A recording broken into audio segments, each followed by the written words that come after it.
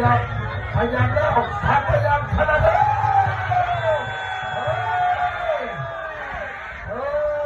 โ